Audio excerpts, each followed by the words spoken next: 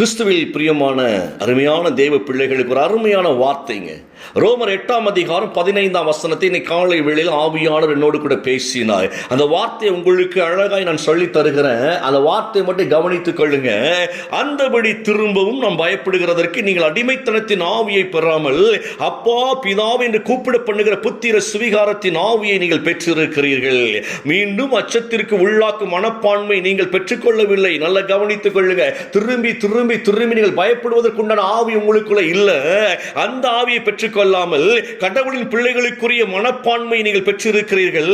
அந்த தைரியத்தில் நாம் சொல்லக்கூடிய வார்த்தை என்ன தெரியுமா? அப்பா தந்தையை என்று அழைக்கின்றோம். எவ்வளவு பெரிய தைரியமான ஒரு உறவை தேவன் நமக்கு கொடுத்திருக்கிறார் என்பதை புரிந்து கொள்ள வேண்டும். உலகத்திலே யாருக்கும் கிடைக்காத ஒரு உறவு தேவனோடு வைத்திருக்கிற அந்த மகிமை நீ யோசித்து பார்த்தீங்கன்னா, அப்பா தந்தை என்கின்ற ஒரு உறவு, இதுதான் ரொம்ப முக்கியமான காரியங்க.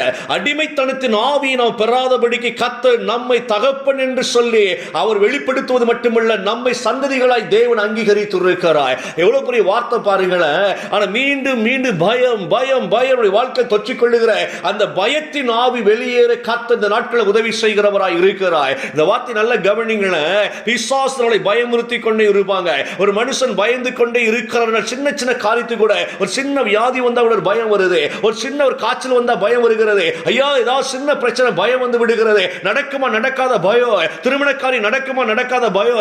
வேலை கிடைக்குமா கிடைக்காத பயம். ஓ ஐயோ கடன் பட்டு நம்ம தோற்று போய் விடுவோம் என்கிற பயம். தொழில் சிறக்குமா சிறக்காத பயம். மாறி மாறி பயம் பயம் பயம் என்று சொல்லி ஒரு பயத்துக்குள்ளே இந்த உலகம் நம்மளை நடத்துவதை பார்க்க முடிகிறதுங்க. எதற்கெடுத்தாலும் பயம் பாருங்களேன். வீட்டுக்கு வந்து நுழைஞ்சா பயமா இருக்கு. மனைவியோடு பேச பயமா இருக்கு. கணவரோடு பேச பயமா இருக்கு. பிள்ளைகளோடு பேச பயமா இருக்கு. பெற்றோரோடு பேச பயமா இருக்கு. மருமகளோடு பேச பயமா இருக்கு. மாமியார் மாமனாரோடு பேச பயமா இருக்கு. ஐயா உறவுகளோடு பேச பயமா இருக்கு. அந்த பயத்தின் ஆவி ஒண்ணு நம்மை கிரங்கடித்துக் கொண்டிருப்பதை பார்த்து கொண்டிருக்கிறோம். எதற்கெடுத்தாலும் பயம் பயம் பயம். என கருமன தேவ பிள்ளைகளே, இதை கர்த்தருடைய ஆவி தெளிவாய் பேசுகிறார். ஆவியானவர் சொல்லக்கூடிய காரியம் என்ன தெரியுமா? நீங்கள் பயத்தின் ஆவியை பெறவில்லை. மறுபடியும் மறுபடியும் பயப்பட வேண்டிய அவசியம் இல்லை. என்றால் ஒரே ஒரு முறை உங்களுக்காக ரத்தம் சிந்தி உங்களை ரட்சித்த தேவனை கர்த்தர் தம்முடைய ஆவியை நமக்காய் அனுப்பி இருக்கிறார். சூப்பர்லாங்க. கிருபையை பாருங்களேன். கர்த்தரின் ஆவியானவர் நமக்காய் அனுப்பப்பட்டார். இயேசு ரொம்ப அழகாய் தெளிவாய் சொன்னார். ஐயா அம்மா நீங்கள் காத்துறீங்கள், உங்களுக்கு என்று பரிசுத்த ஆவியானவர் உங்களுக்காய் வெளிப்படுவார். நான் போய் தேற்றரவாளர் உங்களுக்கு அனுப்புவேன் என்று சொன்ன வார்த்தையின்படி கர்த்தர் ஆவியானவரை பூமிக்கு அனுப்பினான்.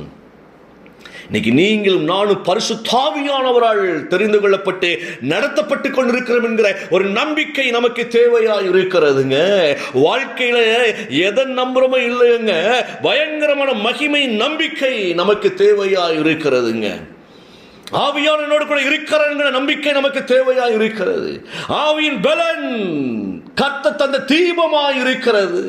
ஆவியின் பலன் தேவனுடைய வல்லமையாய் இருக்கிறது. ஆவியின் பலன் நம்மை காக்க வல்லமை உள்ளதாய் இருக்கிறது. ரீபாதா லஹானா ரிஷபா லகரா. சாதாரண வல்லமை பெறல, சாத்தானின் வல்லமை நமக்கு தரல ஆண்டவர்.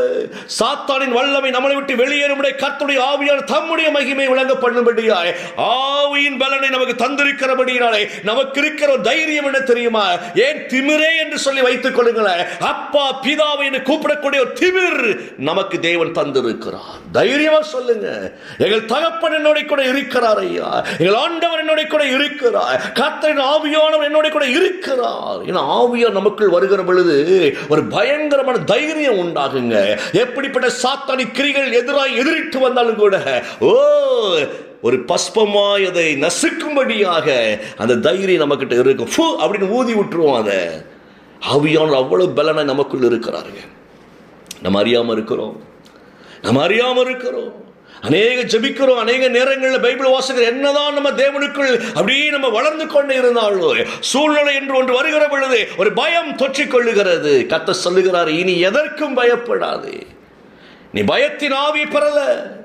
உன்னை ரட்சித்து இயேசுவின் ரத்தத்தால் இந்த நாட்களை மீட்டெடுத்த தேவனாய் கர்த்தர் நம்மை முழுக்க முழுக்க இயேசுவின் ரத்தத்தினாலே கழுவினவர், நம்மை தகுதிப்படுத்தி ஆவியானவர் நமக்குள் வைக்கும்படியாய் தீர்மானம் பண்ணினபடியினாலே இன்னைக்கு நாம் ஸ்பெஷலா தேவனால் அழைக்கப்பட்டிருக்கிற தேவ சந்ததி. நல்ல கவனிங்க, நாம் ஸ்பெஷலாய் அழைக்கப்பட்டிருக்கிற தேவ சந்ததி. நம்மை அல்லாமல் முன்னோர்கள் தேவனிடத்துல பரிபூரணத்தை அடைய முடியாது. எபிரேயர் அழகா சொல்லுகிறார், நீங்களே அல்லாமல் உங்களை அல்லாமல் அவர்கள் தேவனுடைய பரிபூரணத்தை அடைய முடியாது. நாம் தான் சாட்சிகளாய் கர்த்தர் எழுப்பி கொண்டிருக்கிறார். எவ்வளவு பெரிய வார்த்தை பாருங்களேன். நீங்க பயப்படாதீங்க. ஆவியானவர் அழகாய் போதிப்பாருங்க. நமக்குள்ள ஆவியானவர் போதிக்கிற அனுபவத்துக்குள்ள நம்ம வந்துடணும். மனிதர்கள் கர்த்தருடைய வார்த்தை போதித்தாலோ ஆவியானவர் தான் போதிக்கிறார் என்கிற அறிந்து கொள்ளக்கூடிய அந்த ஆவிக்குரிய உணர்வோடு கூட நம்ம ஒவ்வொரு நாட்கள் தேவ வார்த்தையை கேட்கணும். அந்த வார்த்தை எனக்கு தகுதியானதா, அந்த வார்த்தை எனக்கு சரியானதா, ஆவியானவரை விளக்கி கொடுங்க என்று ஆவியானவரை கேட்க நம்ம பழகி கொள்ளணும். ஏன்னா ஆவியானவர் தெளிவாய் பேசுகிறவர், சத்தியத்தை சத்தியமாய் பேசுகிறவர், மாய்மாலமாய் ஆவியானவர் பேசுகிறவர் அல்ல.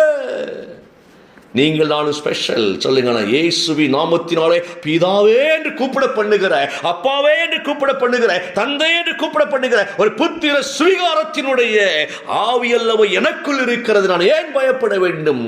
ஒரு தகப்பனுடைய வல்லமை நமக்குள் இருக்கும் பொழுது பயமே வராதுங்க.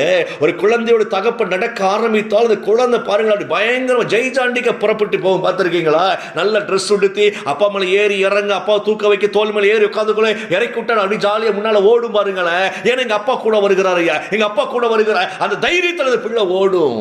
கர்த்தர் அப்படியே நம்மை ஆசீர்வதித்து இருக்கிறார். நீங்களும் நானும் சாதாரண மனிதர்கள் அல்ல, தேவ ஆவியை பெற்றவர்களாக இருக்கிறபடியினால ஆண்டவரே சொல்லுங்க, ஆண்டவரே இப்படிப்பட்ட பொக்கிஷத்தை எங்களுக்கு தந்திருக்கிறீர் ஐயா, நாங்கள் இன்றைக்கு அதை பயன்படுத்த கிருபை தருவீராக.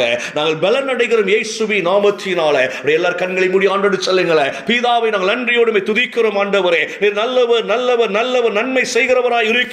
இந்த காலை வேளையிலுமாய் நாங்கள் ஆண்டவரே பலவீனத்தின் ஆவியை அல்ல, அசுத்தத்தின் ஆவி அல்ல, பயத்தின் ஆவி அல்ல, தேவனாய் கர்த்தருடைய வல்லமையின் ஆவியினால் நிரப்பப்பட்டு இருக்கிறபடினாலே அந்த ஆவியினாலே நாங்கள் ஜெயம் எடுப்போம் என்கிற நம்பிக்கையோடு உடைய கரத்தில் ஒப்பிக்கொண்டிருக்கிறோம் ஐயா.